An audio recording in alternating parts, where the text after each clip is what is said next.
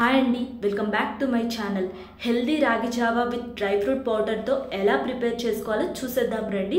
So దానికి కావాల్సిన ingredients 3 table spoon రాగి powder, 2 table spoon dry fruit powder, అలాగే స్వీట్నెస్ కోసం ఇక్కడ నేను బెల్లం అయితే యాడ్ చేస్తున్నానండి. సో ఫస్ట్ అయితే బౌల్ పెట్టుకొని 1.5 గ్లాస్ వాటర్ అయితే యాడ్ చేసేయాలి. సో ఇది కొంచెం బాయిల్ అయిపోయాక నేను ఇక్కడైతే రాగి పిండి యాడ్ చేస్తున్నానండి. ఇది సిమ్లో అయితే పెట్టుకొని కుక్ చేసుకోవాలి, లేకపోతే మొత్తం స్టిక్ అయిపోతుందండి బౌల్కి. సో వన్స్ ఇది కొంచెం కుక్ అయిపోయాక మనం బెల్లం అయితే యాడ్ చేసేసుకుందాము. సో బెల్లం యాడ్ చేశాక ఒక్కసారి మిక్స్ చేసేయండి ప్రాపర్గా. నేను ఇక్కడైతే విస్కర్ యూస్ చేస్తున్నానండి. సో విస్కర్ యూస్ చేయడం వల్ల మనకి లంప్స్ ఫామ్ అవ్వకుండా ఉంటుంది.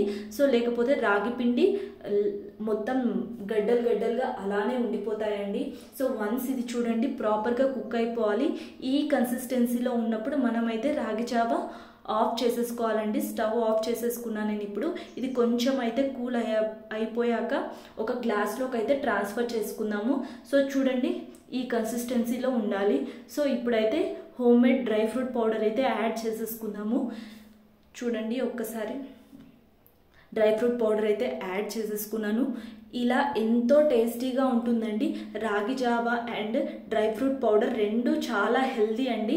సో పిల్లలు చాలామంది డ్రై ఫ్రూట్స్ తినరు. సో ఇలా అయితే ఇచ్చి చూడండి, చాలా టేస్టీగా చాలా హెల్దీగా ఉంటుంది. ఈ రెసిపీ మీకు నచ్చితే ట్రై చేయండి. ట్రై చేసి ఎలా ఉందో కమెంట్ బాక్స్లో కమెంట్ చేయండి. Thank you.